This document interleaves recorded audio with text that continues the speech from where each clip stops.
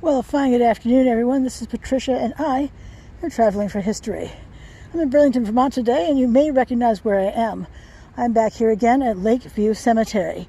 To date, I have 32 videos I have filmed here alone at Lakeview Cemetery. And tomorrow, which will be September 23, 2021, I'll hit 150 videos up on my channel. Holy cow, that's insane. That's insane. So, now here's the thing for Lakeview. Typically when I'm here filming, I'm filming the gazebo, which was my first video I ever uploaded to YouTube. I've filmed the twice now, one of the fountain, the one fountain that's here is a replica.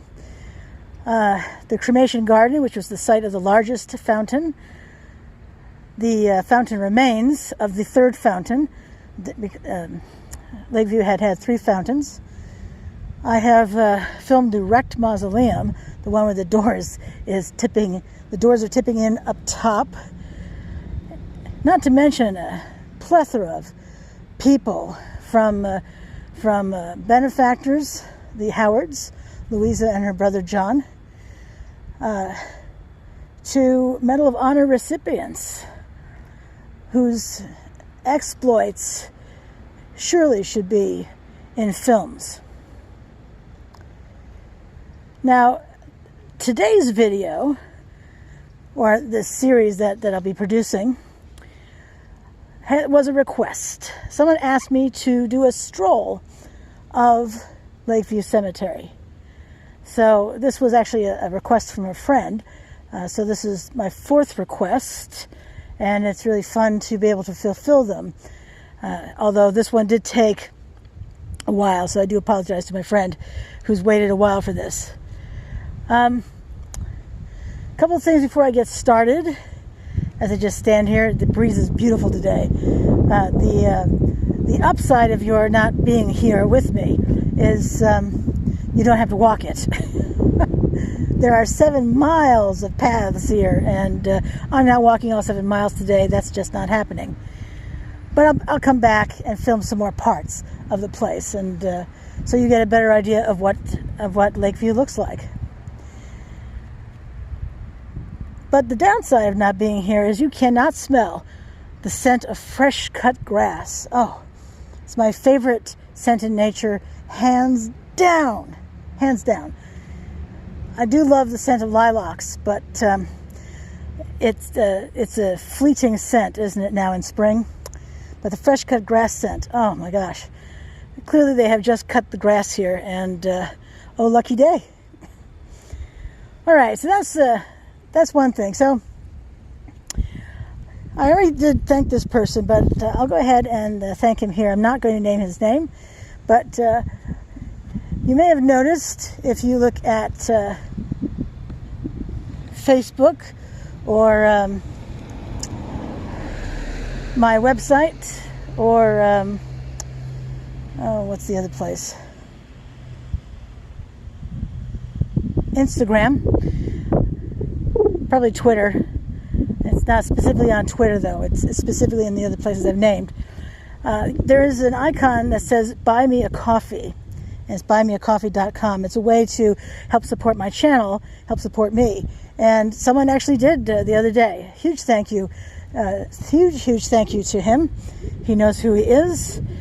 And the money he gave, all of it went into my gas tank. When I was in Plainfield, Vermont, because I was strolling the Plainmont Cemetery last week, all of that money went into my gas tank, every dime.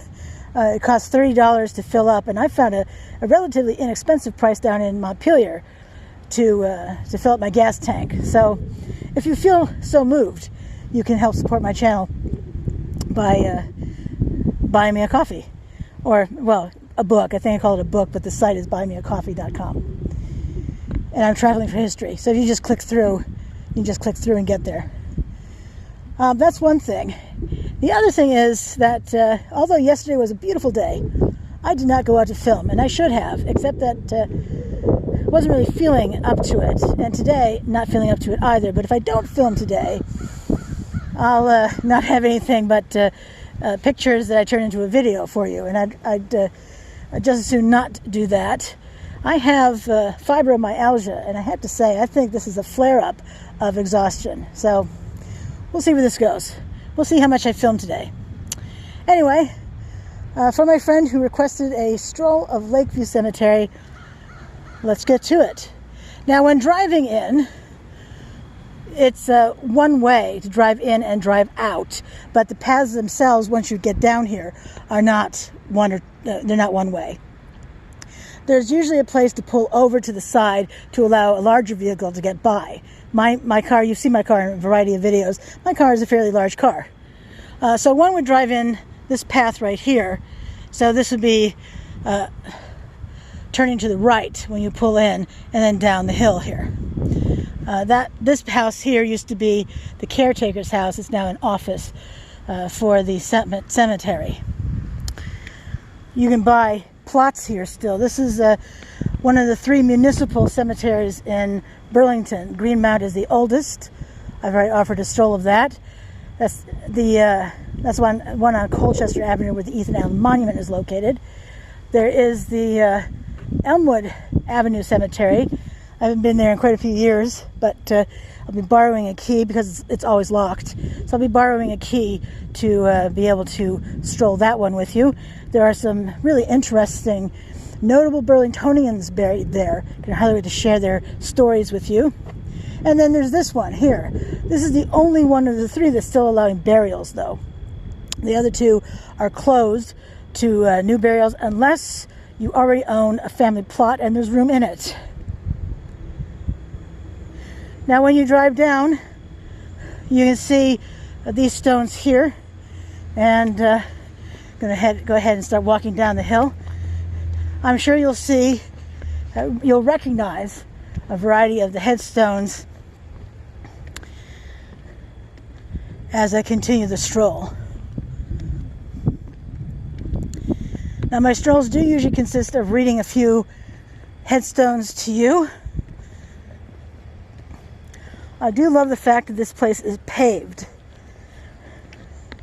Love that fact. And there are no speed bumps here, thank goodness. Lots of folks walk dogs here. Hope they clean up after them. People ride bikes here. I've seen lots of people just walking here. When I was here the other night filming, because today is September 22, 2021, and the video I uploaded today was the one on Burlington's Unknown, the War of 1812, soldiers and sailors who had been inadvertently dug up during a variety of construction projects in the Old North End. So when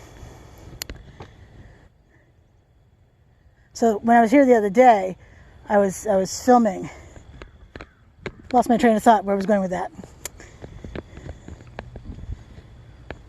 Now, over there, on that side, you can see that those headstones are a lot newer than what we're seeing on this side.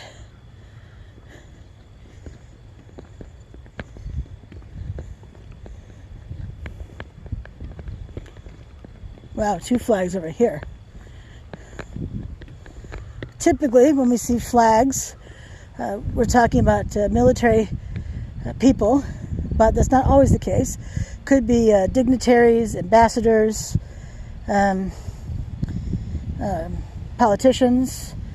All those folks also would have a flag put on their graves. So who were these people? James A. Madden died October 4, 1896. Company C, 12th Regiment, Vermont Volunteers. His wife, Helen J. Brown. Mortimer W. Brown died March 8, 1891. Company C, 12th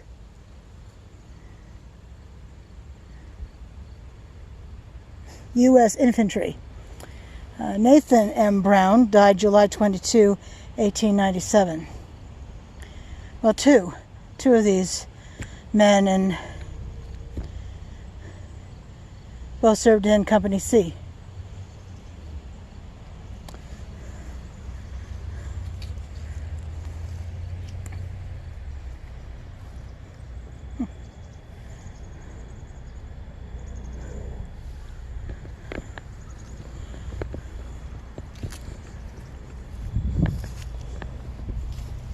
You see a bit of the underside of this tombstone. See down here we have some different stone down there, definitely. That's not always a good thing. In fact, that's rarely a good thing. To be able to see the base of the headstone. It tells me there's erosion here. Or potentially erosion here. But people who know for sure certainly chime in. We see that this headstone of Nancy P. Clark is leaning.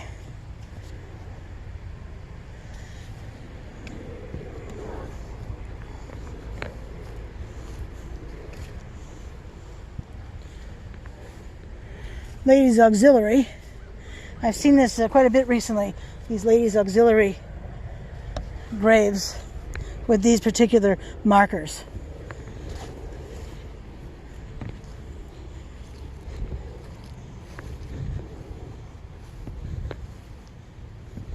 Now this one here, whose underside, I mean, and we can see there's a depression surrounding it. And definitely the underside of this headstone. Whew, look at that. Look at those flat stones right there. That's something else. And this one here too, because it's leaning a bit. So I know my shadow is in there.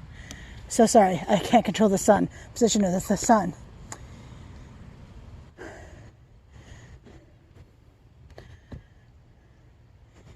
Let's take a walk perhaps over here to the newer section. I've never been over here before, but you might probably recognize those graves right there. Those are the paupers, whose headstones are numbered, I might add. Now, someone from Lakeview Cemetery did chime in on Facebook to say that they didn't lose all of the records, but they certainly have lost a lot of them. So you can actually come here to see if you can find the corresponding information to the number. So that's a good update. I see a flag over here, so I'm guessing they know perhaps at least one number over here.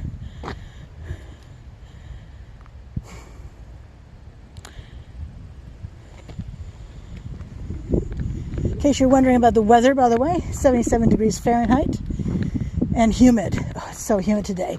It is absolutely unbreathable out here. But not as bad as the heat index days of 97 degrees. Oh, that was beyond brutal. That was like walking through a wall of water, which thankfully is not the case today, but it is not pleasant.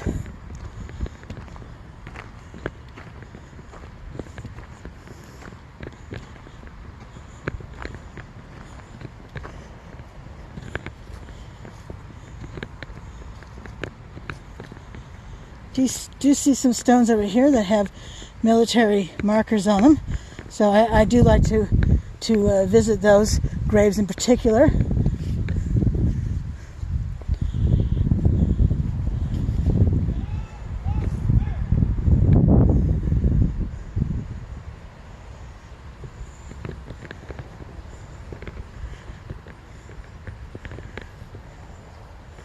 I love these decorations, these decorative headstones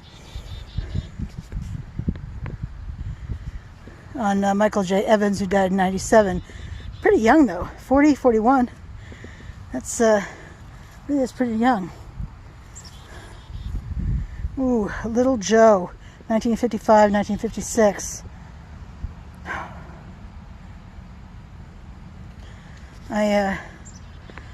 You know how I feel about parents burying their children. And in case you don't know, I don't like it.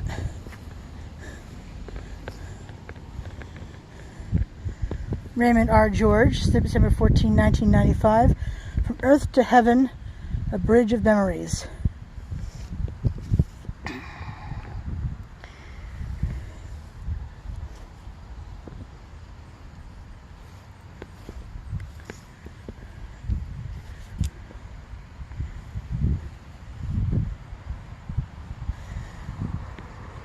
I have to say, there are a lot of things and a lot of statements in a cemetery that just pull at the heartstrings, and that's certainly one. But this one over here, I do enjoy this. I've seen this before on headstones, not in our area. This is the first one I've seen, but I told you I was sick. Gotta love a sense of humor. Absolutely. So apparently a chief of the Burlington Fire Department, and a lovely flower on this side. Apparently his wife is still alive. I say apparently because sometimes the death date is left off by accident.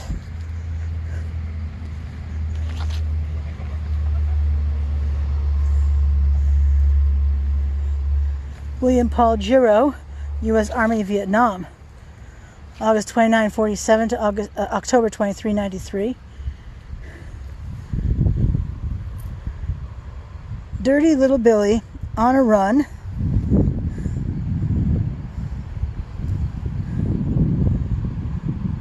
What does this say? Super Hogs Forever.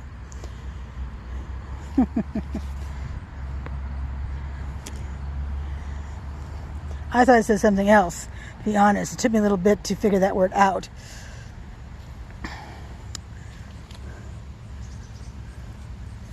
Someone definitely, I mean, there's a Budweiser can here, unopened.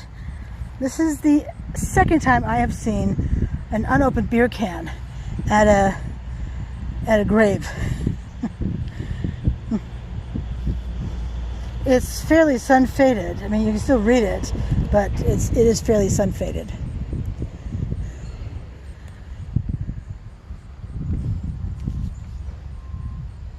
You can see how large this section is. I see a mausoleum over there, a couple of mausoleums. We'll have to check those out, definitely. Let's see. Love the fact that here at Lakeview there are all these spigots. See right there? That's so you can fill your watering can. Or maybe water your pet. I don't know if the water is potable. But if you're dying of thirst, I guess you could try it out.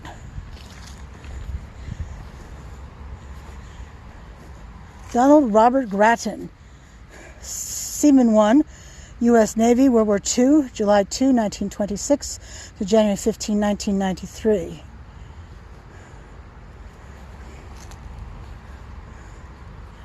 This is quite the memorial, isn't it?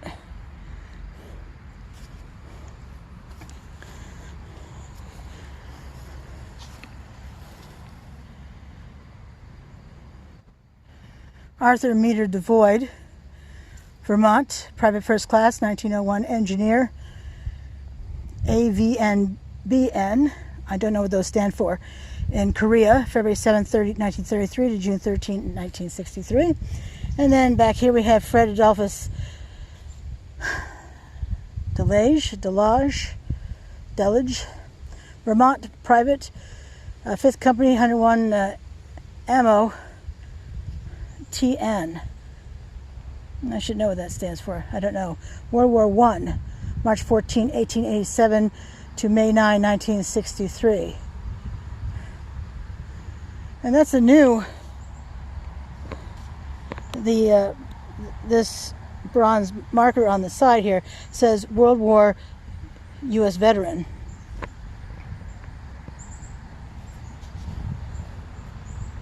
Because typically it will actually say World War I.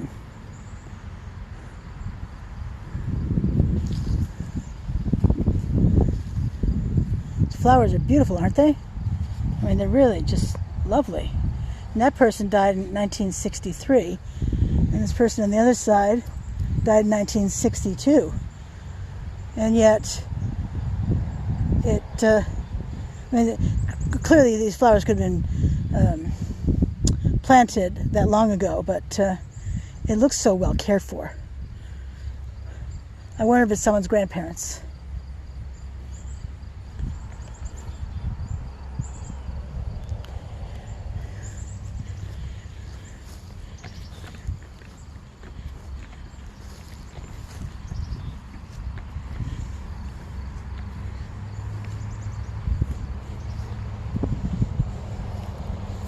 But the downside of these flat headstones is they get covered with dirt and grass.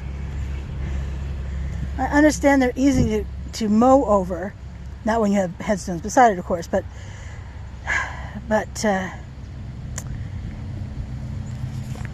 just, they become so hard to read. That's my point.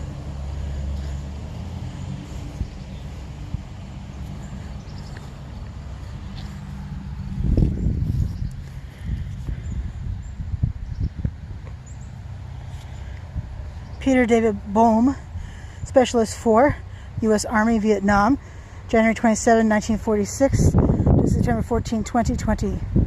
So, 73, 74, 74. Well, 70, let me see. 74. Yes. I love when headstones have photographs on them. Let me get closer to this so you can see it as well as I. Looks like their wedding picture. And they have both passed on. U.S. Navy and a hummingbird. Doris lived until 2018 and he lived until 1962. I wonder if he died in Vietnam.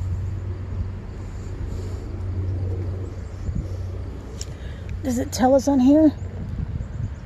Something of foreign wars.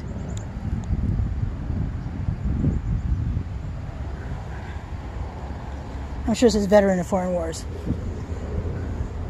Then over here there's another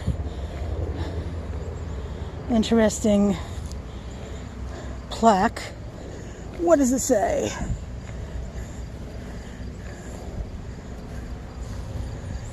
First Sergeant Floyd G. Jacobs, I'm reading here, 50th ATC Company, Company D, 103rd AVN, for outstanding leadership and a job well done. Good luck. Members of the unit, 1983 to 1989. Looks like a helicopter there. And there he was, serving our country if you're in the U.S. I have people from all over the world who watch my videos. The percentage of the U.S. has actually come down quite a bit because the population in India has been watching so many of my videos. So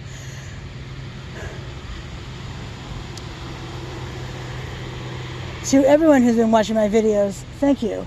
I truly appreciate it. Now, George Jacobs died in 1964.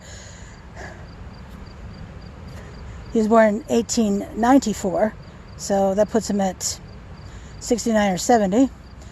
The name is Zelma. Now that is an interesting name, is it not? Wow, that is a name you don't hear much anymore. If at all, actually.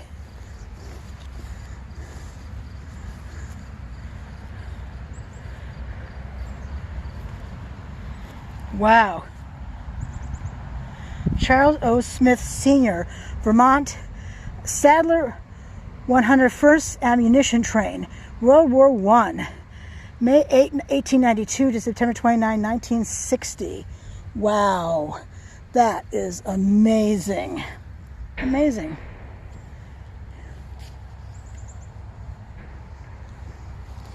What does this say? I don't see markers like this all that often, so I do like to point them out when I do see them. This one says, let me see, USA, Army, Navy, Cuba, Puerto Rico. Puerto is not spelled the way we spell Puerto Rico nowadays. Something islands. I cannot make out that word. Maybe you can. Philippine Islands, there we go. From this angle it's much easier to read. Philippine Islands. And what else does that say? Spanish War veteran. Wow. Fascinating stuff, isn't it? All right. Let's keep walking, shall we? I'll come over one more lane.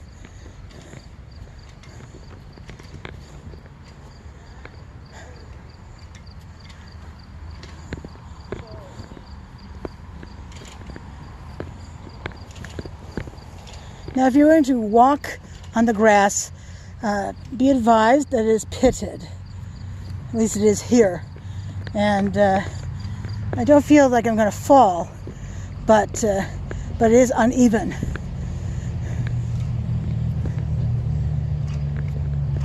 And you can kind of see that it's uneven because of the way the grass has been cut. This part is still pretty long, and the part on this side is pretty much okay. So clearly there's an issue with driving a lawn tractor over this. And here we have a stone, which suggests that the plot goes over to here. And we do have Greenia. Sleep in peace. Now, I know you'll be able to see it a lot better than I, because the sun is glinting on my viewfinder, which I typically incorrectly call my lens. It's not my lens, it's the viewfinder.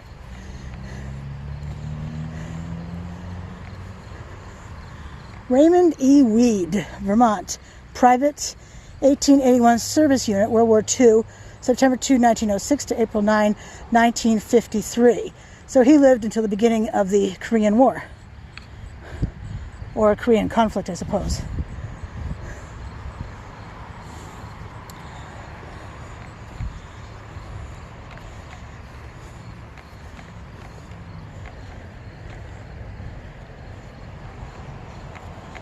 A place for a flag here. There's a veteran who comes to put the fresh flags on the graves. I met his counterpart in Plainfield, Vermont. Even if I could recall his name, unfortunately I cannot. I would not share it with you because he wanted to remain anonymous.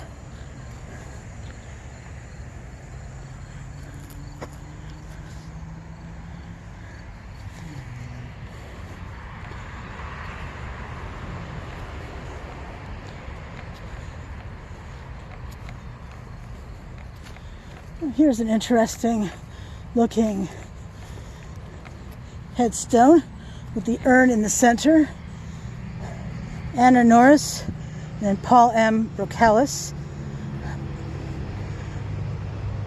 He died in 1952, and she lived another 30 years after him. And go ahead and zoom in. Isn't that lovely? Looks like marble. And with the shrub around it, it's the one side is fairly well protected. Marble is a very soft stone. It's not really suitable for headstones, because I can assure you they are susceptible to pollution, which is why they turn black. Oh, here we go.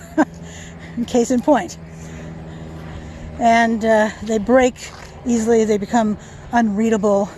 We can see how this one exactly shows that perspective. Now his is still readable. Thomas J, 1915-1955. Cooley, last name. And then Dorothy F, because it's dirty, is a little harder to read. Dorothy, maybe it's Dorothy E. Sorry, Dorothy E, 1912 to 1977. So she outlived him by 22 years. Well, yes.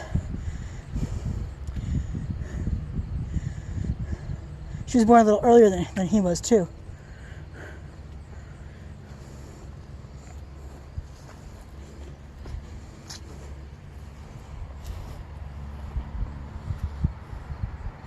Now these bricks all have name. You see Queen City on them. Yes, every one of them is Queen City.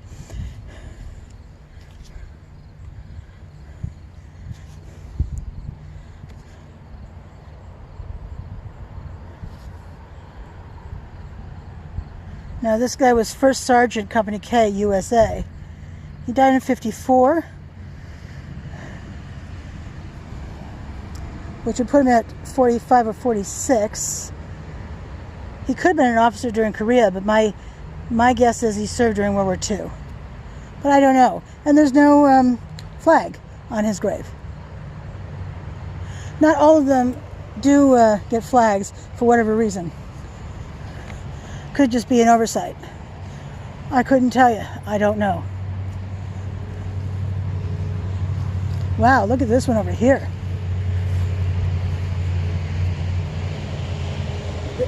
Before I get there, a World War I veteran